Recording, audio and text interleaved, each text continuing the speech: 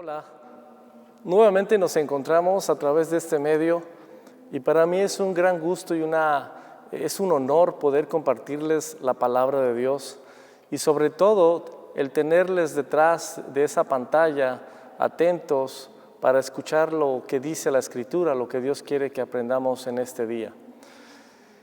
Hoy quiero hablar un tema acerca de la iglesia. Pero no vamos a hablar del concepto de lo que significa ser iglesia, ni conceptos de ese tipo. Vamos a hablar de otra forma, vamos a hablar de nuestra responsabilidad como miembros de la iglesia. Esta pandemia ha traído una situación muy fuerte, muy difícil, no únicamente a la sociedad, en el área económica, en el área emocional, sino también en el área espiritual. Muchos creyentes que en el pasado estaban encendidos, según las encuestas, en estos momentos ya no saben si van a regresar a la iglesia, al templo, a la congregación o se van a quedar en sus casas. Mucha gente no sabe qué hacer cuando todo esto termine y aún hay incertidumbre de lo que va a pasar. Ha ocasionado mucha decepción, desilusión, situaciones adversas que nacen en el corazón y mucha gente se pregunta muchas cosas. Y algunas veces hasta culpas pueden echarle a ciertas situaciones. Pero a través de la Biblia nosotros podemos encontrar que el camino de la iglesia desde sus inicios no ha sido nada sencillo.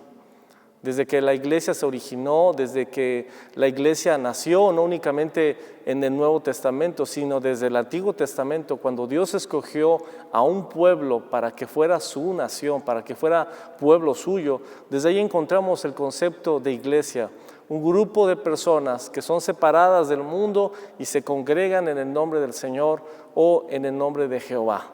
Encontramos la iglesia en el Antiguo Testamento y básicamente vamos a tomar como base, como ejemplo, lo que ocurrió con el pueblo de Israel cuando salió de Egipto.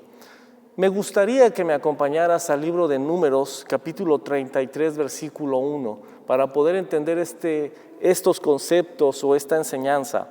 Dice la palabra: esta es la ruta que los israelitas siguieron cuando salieron de Egipto bajo el liderazgo de Moisés y Aarón. Ahí nos habla de una ruta.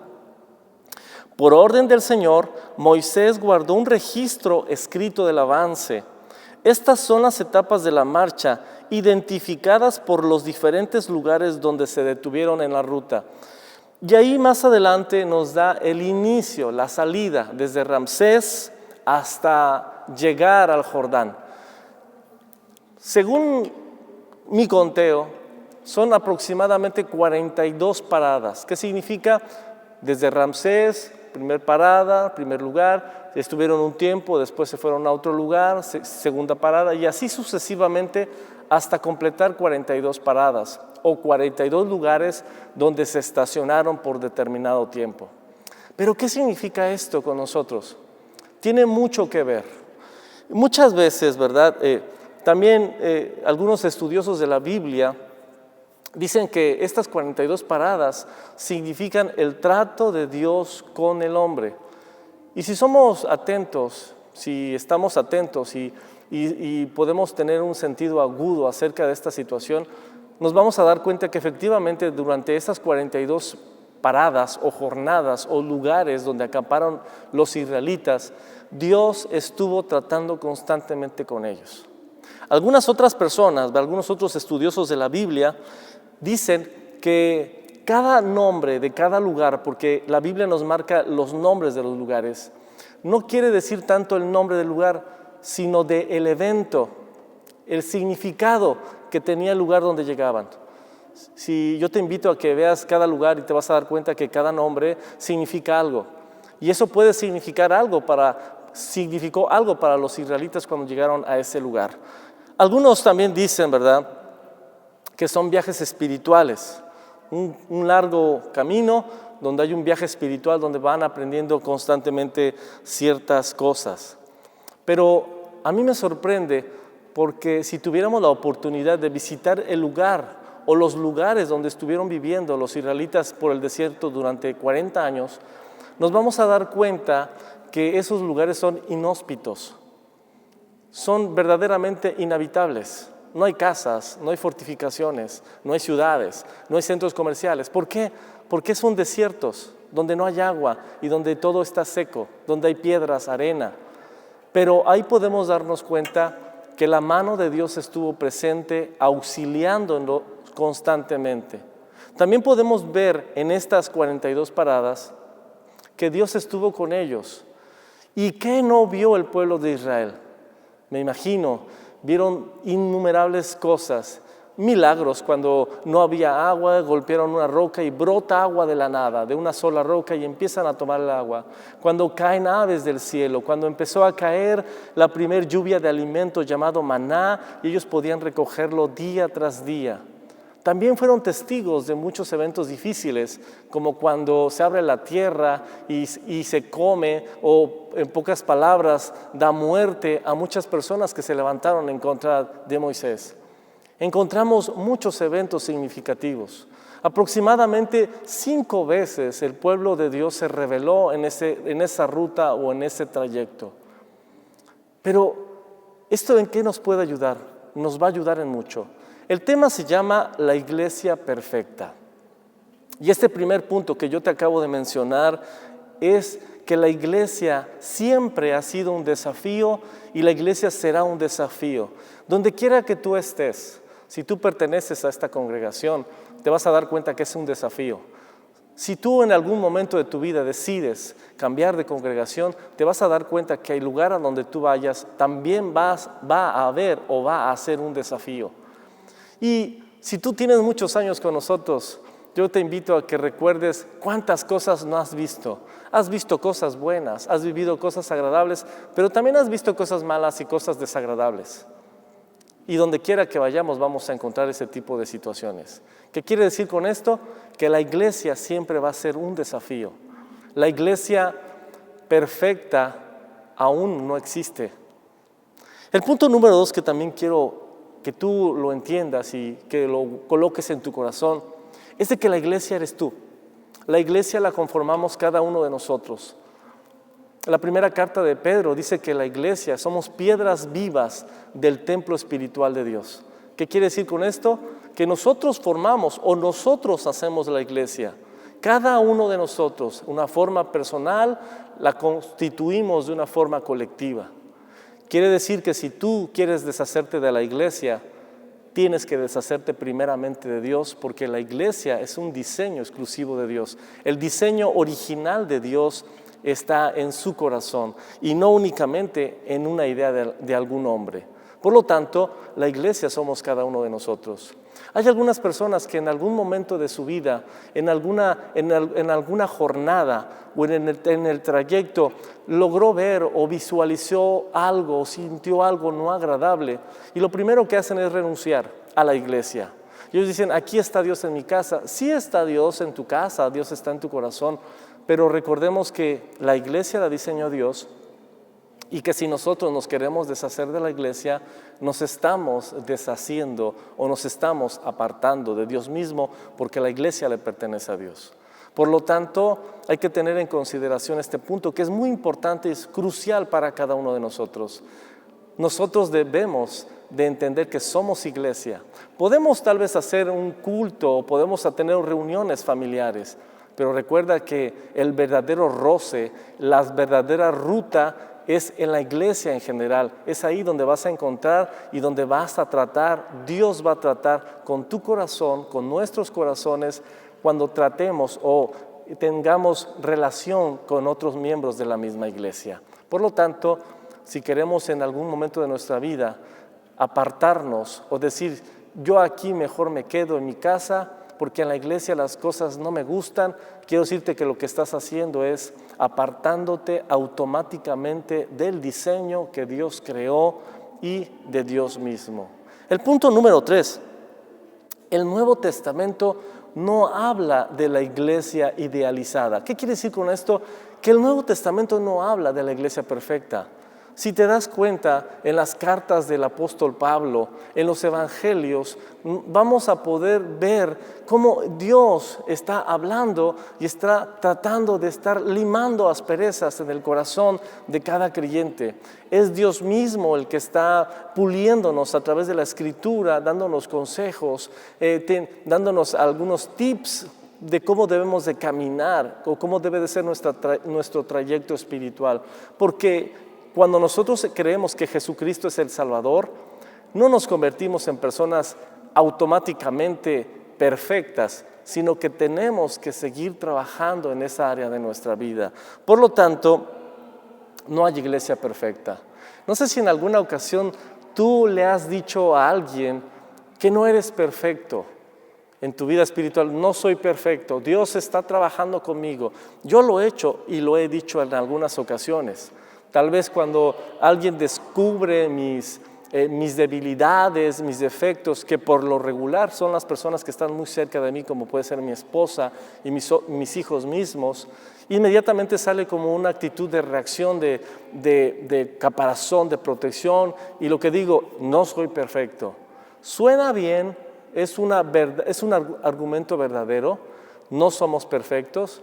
Entonces, si no soy perfecto y no eres perfecto, si estoy todavía, Dios está puliendo mi corazón y Dios está puliendo tu corazón, esto quiere decir que la iglesia no es perfecta porque Dios está trabajando con nosotros. Si somos perfectos, debemos de exigir perfección. Pero como no la tenemos, esto quiere decir, y como somos miembros de la iglesia, esto quiere decir que la iglesia, por lo tanto, no es perfecta, porque el Nuevo Testamento no nos habla de una iglesia perfecta o idealizada, sino un grupo de personas que están alcanzando o que están tratando de buscar la perfección, la estatura del varón perfecto que es Cristo Jesús. Punto número 4, comprométete.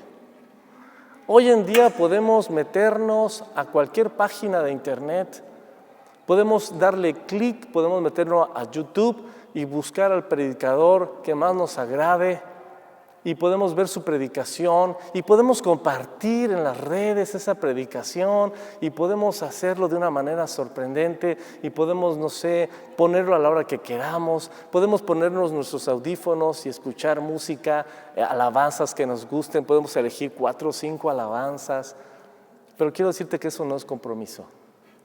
Eso no significa comprometerse. ¿Sabes lo que significa lo que hay detrás de esta cámara, de este video? ¿Sabes lo que hay detrás de los predicadores que tú has visto o que te gusta ver en la tele o en YouTube o en cualquier plataforma? ¿Sabes lo que hay detrás? Algunas veces vemos pantallas gigantescas que tienen movimientos, luces, LED, increíblemente, toda una plataforma. Vemos que algunas veces tienen unos programas increíbles, tienen todo lo necesario para cruzar el mundo. Pero ¿sabes qué es lo que hay detrás de todo eso? Hay mucha gente comprometida con todo lo que hay en ellos para que eso pueda funcionar de forma adecuada.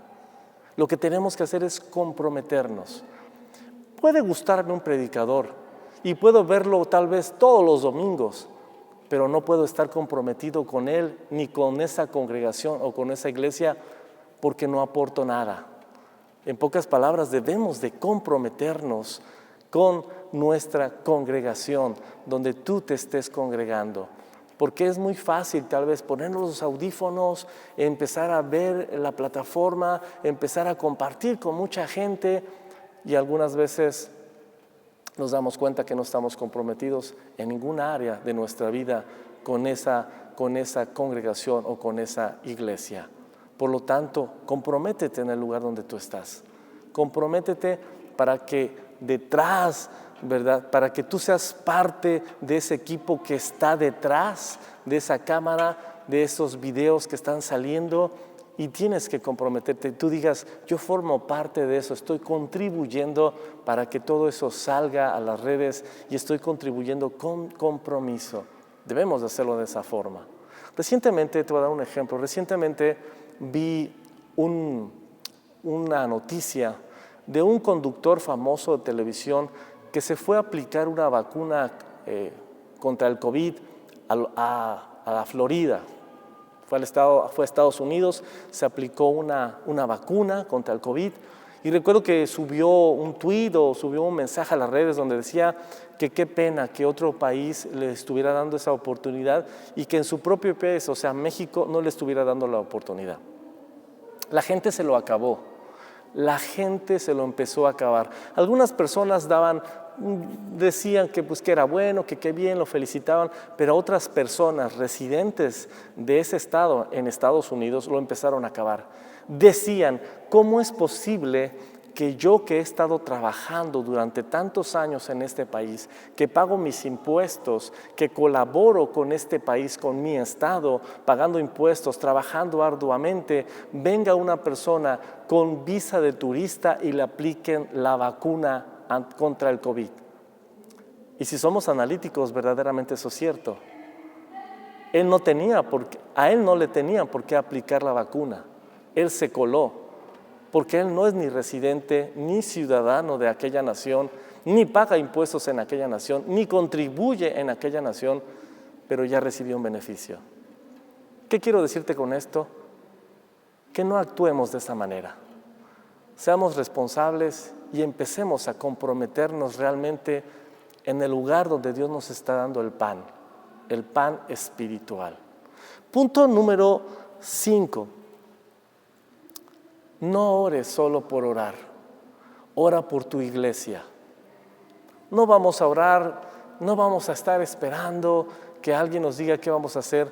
Sabemos por qué orar. Y una de las armas fundamentales del pueblo de Dios es la oración. Vamos a orar y vamos a orar por nuestra congregación. Vamos a orar por sus necesidades, vamos a orar por cada uno de sus miembros, vamos a orar por los pastores, vamos a orar por los líderes, vamos a orar por todo lo que corresponde o lo que involucra a nuestra congregación. Vamos a orar por los vecinos de nuestra congregación, vamos a orar por los hijos de nuestra congregación, a orar por las generaciones nuevas de nuestra congregación, pero vamos a orar. No se trata de orar por orar, sino que vamos a orar por nuestra iglesia. Lo decía hace un momento, la iglesia no es el inmueble, porque si te das cuenta el inmueble está cerrado. La iglesia somos cada uno de nosotros, cada una de las personas que ha creído en Cristo Jesús como Salvador. Por lo tanto, vamos a orar por la iglesia. Y después tú también puedes orar por otras congregaciones alrededor del mundo o por las congregaciones vecinas de la ciudad, del estado o con quien tú tengas alguna afinidad. Pero tenemos que empezar a orar por nuestra congregación o por nuestra iglesia, por nuestras necesidades, por las necesidades de la iglesia, por todo. Punto número 6. Tienes que entregar. Debe de haber un tiempo de entrega. ¿Y qué significa esto con tiempo de entrega? Significa que debes de entregar tiempo, talento y tesoro. No podemos nosotros únicamente entregar alguna cosa. Si tú eres un estudioso de la Biblia, si tú eres un cristiano que te gusta meterte a la Biblia, echarte clavados profundos en la Escritura, te vas a dar cuenta que Dios es lo que pide: tiempo, talento y tesoro. De esos 3 conceptos que inician con T, ¿cuál es el que no le has entregado a Dios? Yo creo que es el momento en este tiempo tan difícil que empecemos a dar una entrega total y absoluta a Dios, y esos 3 conceptos son individuales: tiempo, talento y tesoro. Creo que no necesitamos dar mucha explicación acerca de esto, porque creo que tu iglesia, donde tú te estés congregando, donde tú pienses congregarte, es lo que más está necesitando en estos tiempos tan difíciles. Punto número 7, y con esto termino. Debemos estar dispuestos a perder todo por Jesús. No se trata de un hombre, no se trata de un nombre, se trata de Jesús. Si estamos aquí es por Jesús. Si seguimos adelante, ha sido por Jesús.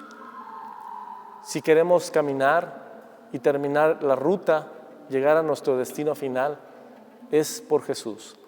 Y tal vez en el camino vamos a perder algo. Y yo te invito a que estés dispuesto a perder todo, excepto tu salvación.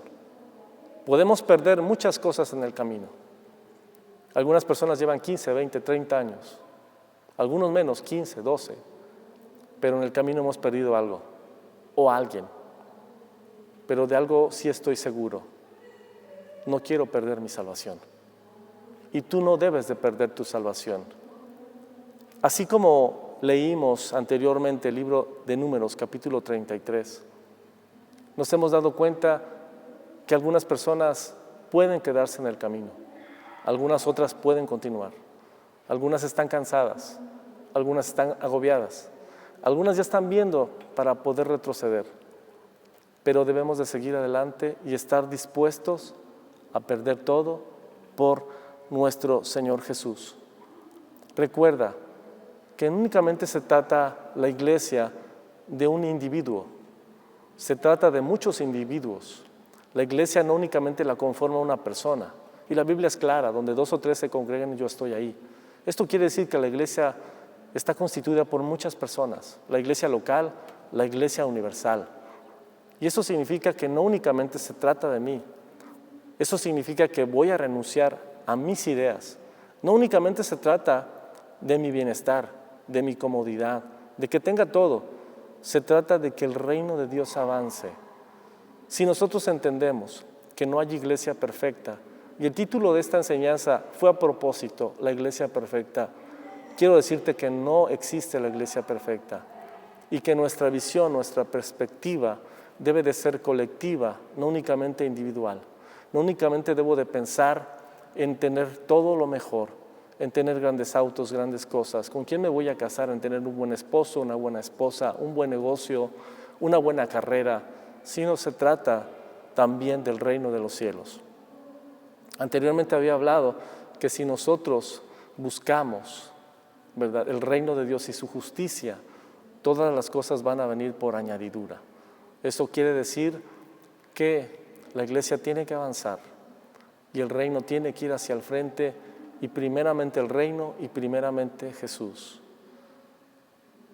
Con esto termino y yo te invito, si tú perteneces a una congregación, comprométete con esa congregación.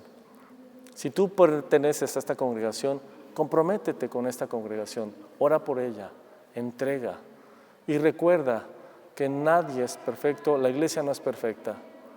Por lo tanto, estamos en un proceso donde Dios nos está moldeando, y cada jornada que nosotros vayamos caminando nos va a llevar a un estado mucho mejor de lo que somos el día de hoy.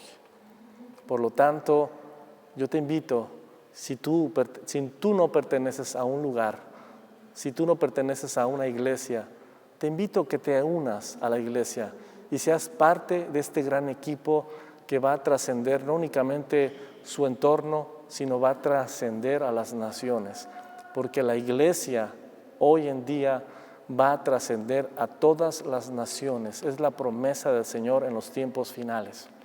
Comprométete, agrégate a una congregación, ponte a disposición para que puedas ser parte de lo que Dios va a hacer y de estos últimos tiempos que van a ser formidables, maravillosos. Estuve pensando en las jornadas del pueblo de Israel. ¿Qué no vieron? ¿Qué cosas no vieron? La nube levantándose, la columna de fuego, pan cayendo todos los días del cielo, milagros sobrenaturales, pero también eventos tristes de pérdida, donde mucha gente murió en el desierto, algunas veces por rebeldía o por murmurar. La lepra que le cayó a María y a Aarón, y cómo en un tristrast, por medio de una oración, ellos quedan inmediatamente limpios. Cosas increíbles ellos vieron, pero también cosas desastrosas. Son las cosas que nosotros hemos vivido como iglesia, y esa es una imagen de lo que la iglesia es el día de hoy. No siempre va a ser dulce, no siempre va a ser miel. Va a haber tiempos difíciles y tiempos agradables. Estamos viviendo un tiempo muy difícil, pero estoy seguro que vamos a salir de esto para ver tiempos más gloriosos de lo que hemos visto en el pasado, porque Dios se va a dejar ver como nunca antes en medio de su pueblo. Yo declaro y decreto milagros para tu vida, milagros sorprendentes, áreas que nunca han sido tocadas van a ser tocadas. Tu corazón va a ser transformado como nunca antes había sido transformado. Tu fe va a aumentar de una manera sorprendente. Cosas que no estabas acostumbrado a ver son las cosas que vas a ver en estos tiempos. Aún milagros de sanidades se van a desatar sobre ti, sobre alrededor de tu familia. Porque son los tiempos donde Dios va a manifestarse de una forma increíble. Quiero decirte algo. Dios va a restaurar para salvación y para reconciliación. Es una palabra que Dios me ha dado en el corazón. Dios va a restaurar para restauración. Dios va a restaurar y va a hacer que las cosas sean diferentes a como eran antes. Va a haber salvación y va a haber algo diferente en las familias. Yo quisiera orar en este momento por ti y que cierres tu corazón, que cierres tus ojos, perdón, no tu corazón, cierra tus ojos y escucha esta oración. Padre precioso, yo oro por tu amada iglesia y yo te pido que devuelvas el ánimo y esa visión aguda, espiritual, para continuar su trayectoria hasta el lugar, hasta la meta, como decía Pablo. Oro, Padre, por las personas que están escuchando, que están viendo este video. Y oro, Padre, por todos aquellos que aún no pertenecen a una congregación. Oro para que ellos nazca en sus corazones ese compromiso y ese deseo de adherirse a un lugar como casa espiritual. También oro, Padre, por aquellos que están pasando tiempos difíciles, para que tú les devuelvas el ánimo y para que tú, Señor, actúes en su favor. Te doy las gracias en el nombre de Cristo Jesús. Amén. Amén. Espero que haya sido de gran ayuda este mensaje. Era algo que tenía desde hace algún tiempo en mi corazón y nos estamos viendo hasta la próxima y que Dios te bendiga en todo lo que tú hagas y te resguarde de estos tiempos tan peligrosos. Dios está contigo. Que tengas un excelente día. Hasta pronto.